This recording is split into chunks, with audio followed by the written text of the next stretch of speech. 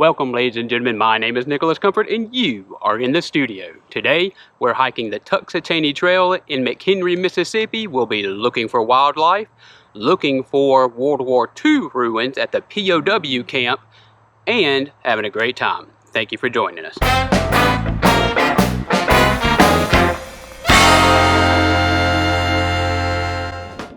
Good morning. We have a hike planned today. Oh. Tulio, you just bit me. Stop being so grumpy this morning. The coffee's almost done. For somebody so little, she is so grumpy. You're gonna bite me again, aren't you? Be nice. You're gonna be a sweet baby. The other day, I met a bear. Up in the woods. Away up there.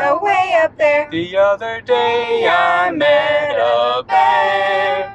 Up in the woods, away up there. And so I ran. Away from there. But right behind. Me was that bear.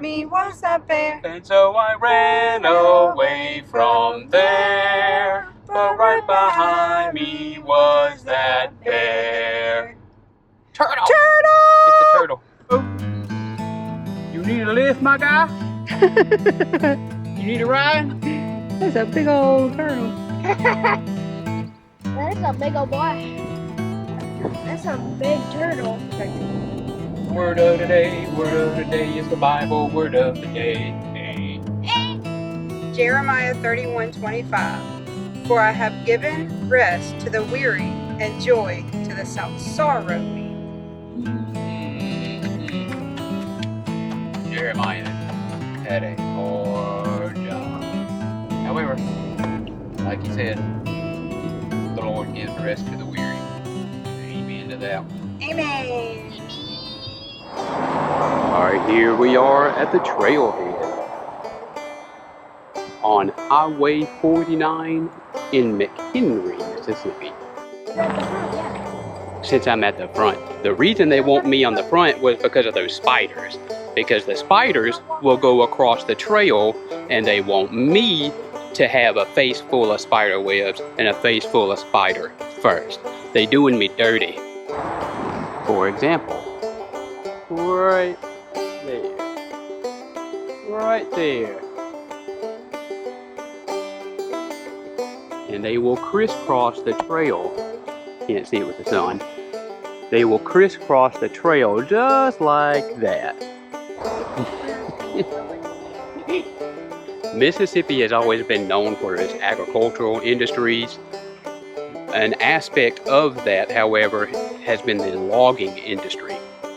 Back in the early 1900s, Mississippi was logging a large amount of pine trees, but it wasn't just for the building materials or pulpwood, it was also for the turpentine.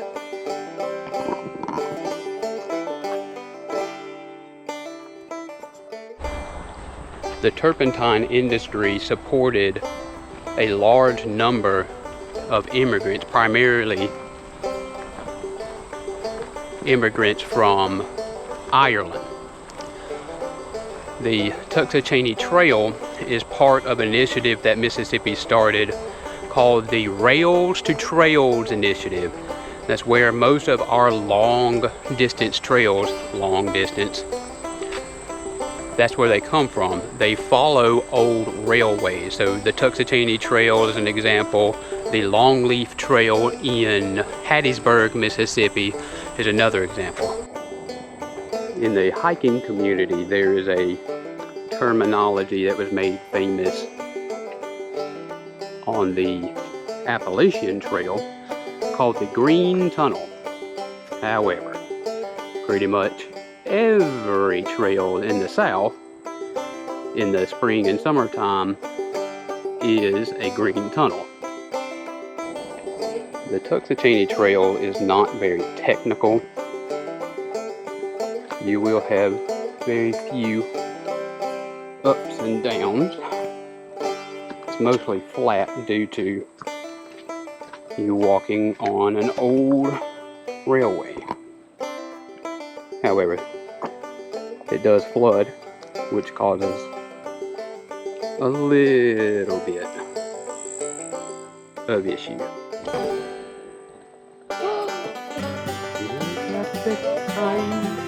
Tiny baby.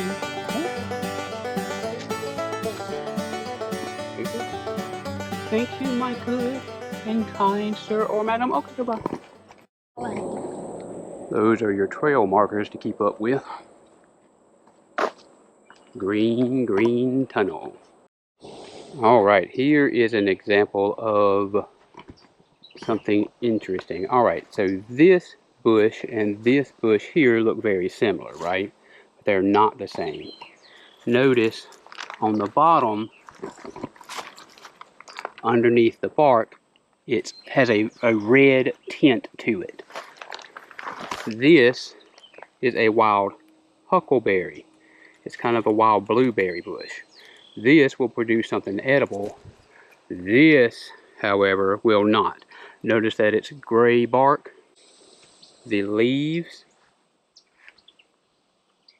if you look very carefully, they're serrated. In the south, we have two species of hedge. One is a European hedge, and then we have this one, which was called Indian hedge. Indian hedge used to be used by the Native American tribes down here, like the Biloxi, during their purification rituals. And what they mean by that, the berries, they produce a little red berry. The berries were used to help them get rid of the bad out both ends. However, the leaves, if you take the leaves and you dry them out, you can crush them, and they actually contain a small portion of caffeine. They would use that as a kind of a green tea to help them as a stimulant and helped with headaches and that kind of thing. That was before coffee. Coffee quickly replaced it. All along the trail, you'll notice how thick the scrub is. Down here on the coast, it makes it very, very difficult to try to do any kind of camping or bushcraft. You'll be doing a lot, and I mean a lot, of bushwhacking. Already half a mile in. How you holding up? Pretty good. I want to take a little break. I wonder if there was a time or a person who said, make sure you hydrate. It takes 2 days to properly hydrate. Remember what our wise Uncle Tom Tom says, children? Hydrate or die! Hydrate or die! Hydrate or die.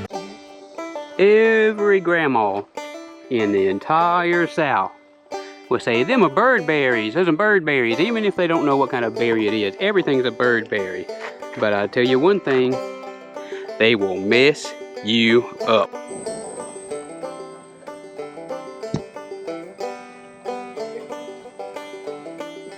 All right. That right there. You can see this vine right here. You may recognize that. It looks a lot like a grape leaf. That is not a grape. Here in the South, we have wild grapes called muscadines and scorpionines. They are fantastic. They feed all manner of wildlife. The difference being the grape, you can eat the outside of a grape, but these are really tough. So what you do is when you eat them, pop them in your mouth, and you spit out the outside of them and the seeds. I like them, but they can be really sour. But then again, I like warheads and that kind of candies too. So They make a good wine too. all right, here in the south, we have what is known as the longleaf pine, and that right there would be wine. Look how long it is. Now the longleaf pine tree is edible. When they get big, you can peel the outer bark off, and there's a white layer. You can strip it off, and people actually used to take it, fry it, and eat it as chips. This can be used and boiled down to make a tea.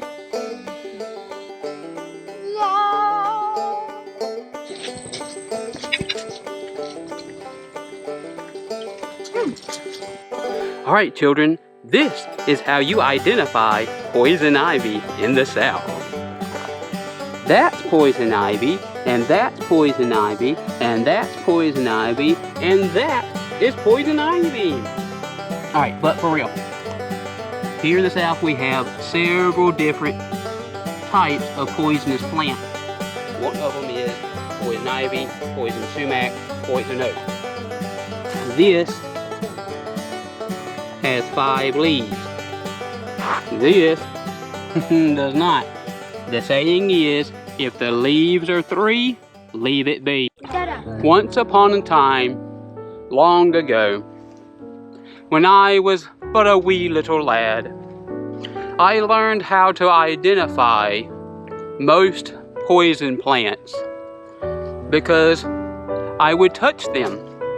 And one time, being the little country bumpkin that I am, we were out playing in the woods and I had to go potty. And so, after I handled my business, I grabbed the nearest plant to clean up. And so, the next 2 weeks was a very miserable experience of itching, boils, And butt rash. We have sweet gum trees here too. And in the fall time, they will get these big spiky balls on them. The reason they call them sweet gum is they used to use the sap from these plants as chewing gum.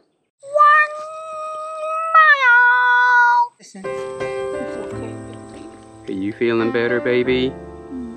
No, not really. Yeah, the heat's pretty bad, huh? You know, every location has its own thing that you gotta work out, like its own issue. On the Appalachian Trail, it can be very technical. On places like the Sipsey Wilderness or the Pinhoti Trail, they can be technical, or they don't have a lot of water. Down here on the coast, however, a lot of the time the issue is one, clean water that you can actually filter, and the next one's heat. Back in Katrina, the heat got up to like 120 degrees with the heat index.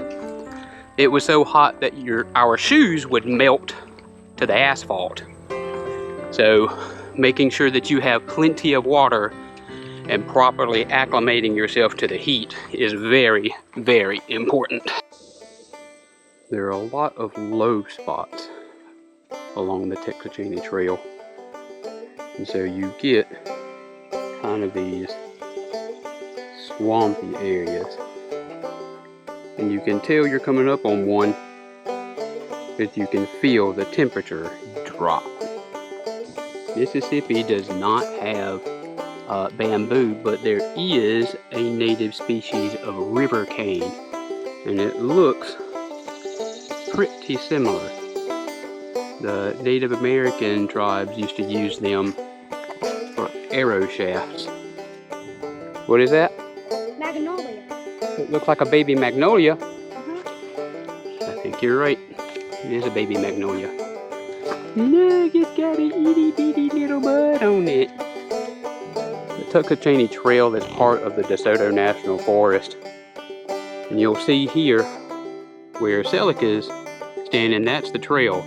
But these right here are fire lanes. It's really important if you're going to do this trail to make sure that you check the days where they prescribe burn.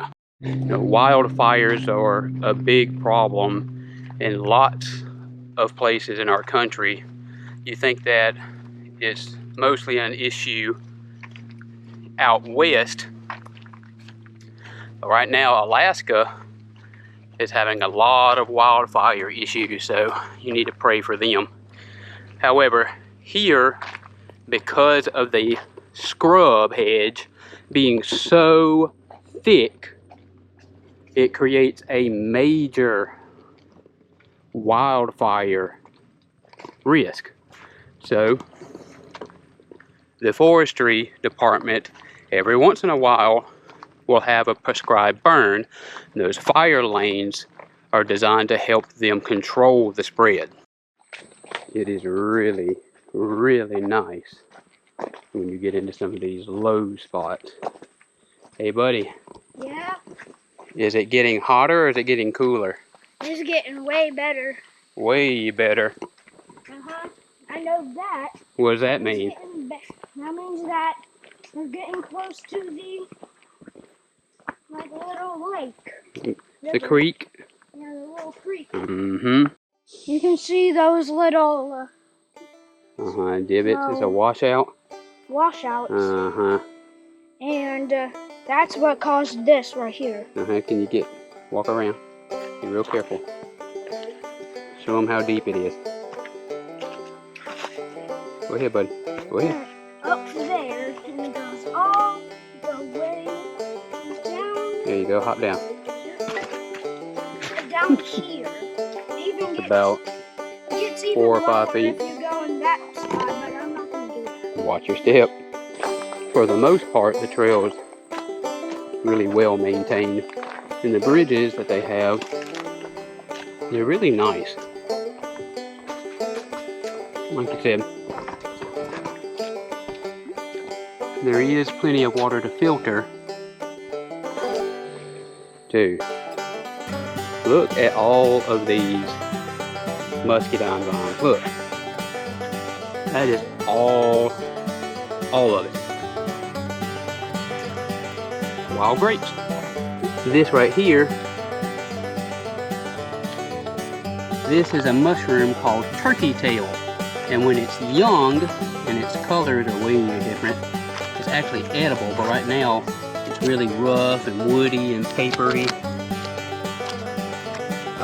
It does have some medicinal use, but like I said, when it's rough like this, it's inedible. I know some people that burn it though. Can you see it? Right where Selleck's walking up. That's the dummy line. The trail continues following the railway for the next 4 or so miles. This ends at Airy Tower Lake. Slight change of plans. We're gonna take Ellie Rose home, and then I'm gonna come back and finish the trail. Alright, and we're back. It's nice and pretty, but this right here goes to show you just how bad the flooding can get. That's hip high. It was right over there. Other animals that I've seen on this trail, I've seen coyotes, I've seen deer, I've seen raccoons, you know, the typical Mississippi stuff. However, I have also seen one time a black bear, but the black bears here typically are smaller and they're a different color variant. The mama calls them sugar bears for their color. They are kind of a brown sugar colored bear, and usually, like I said, they're smaller. 9 times out of 10, if you're lucky enough to see one, all you get to see is the back end. This also kind of interests me. If you're into bird watching, the Soto National Forest kind of has its own version of a cryptid to watch out for. This was one of the last known locations for the ivory-billed woodpecker, which is a woodpecker about the size, or if not a little bit bigger than a large crow. Now, I can't tell you if I've ever seen an ivory-billed woodpecker. However, right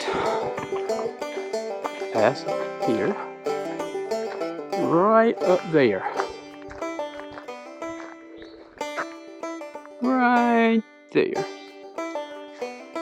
right up there on that limb, I saw a very large, black-bodied, red-headed, white-throated woodpecker dancing around, acting a fool on that limb, and I thought it was so funny that I laughed out loud. Well, of course, when I did that, I scared it, right? Now, we have a species known as the pleated woodpecker, who are about similar size. So, which one was it? I don't know, but it was funny. Here we are at the Airy Tower Ranger Station, and right up there is the Airy Tower Fire Watch Tower. They do have a very nice lake here. Again, if you are doing only the Tuxachanie Trail, Airy Tower will be your turnaround spot, and you'll go back to Highway 49. However, the levee right here, and the trail continues in one direction this way, and continues at another trailhead right up here. Let me show you. But here is the continuation, or at least one of the continuations of the trail. This is actually part of the Bethel Bike Trail.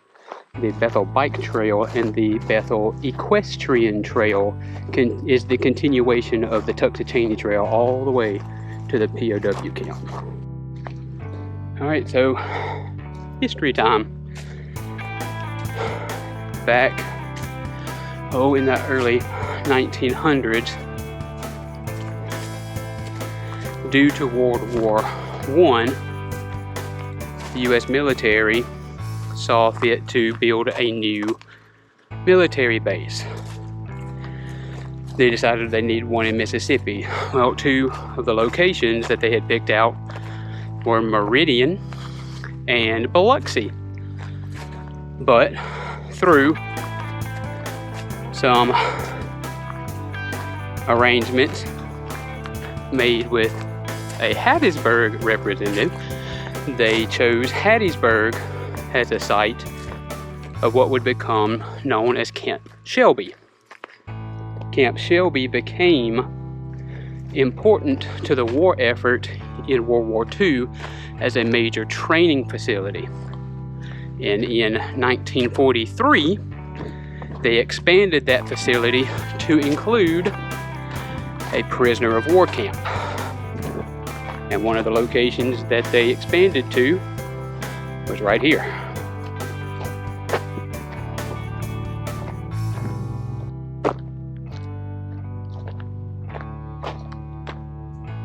The trail lets out here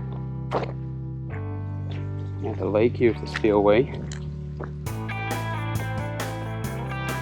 It's very, very nice.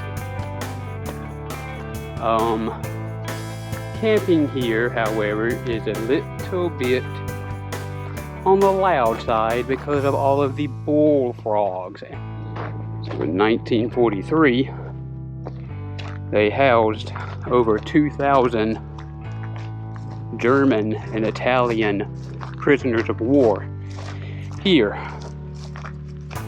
And because there was already a thriving logging industry in this area, as we learned when we did the Tuxachanie Trail, they used those prisoners as a labor force for the logging industry.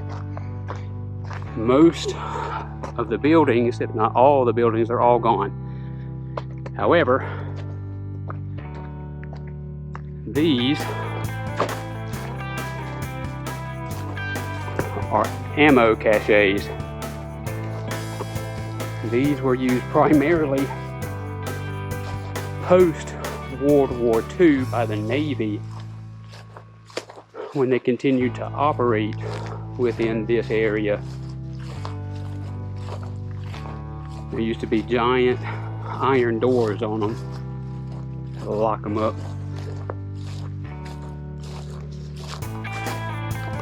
That's it. That's all that remains of the World War II era prisoner of war camp here in Mississippi. There were actually 4 of them, and this was one of them. Whew. Hey Ellie, how are you feeling? So much better. So much better. Did y'all have fun today? Yes. Good. What was your favorite part? Probably making Mama cringe about those spiders. Yeah. Poking spiders. Thank you for joining us today. We ask that you like, subscribe, notifications, and share with others. Thank you so much. God bless.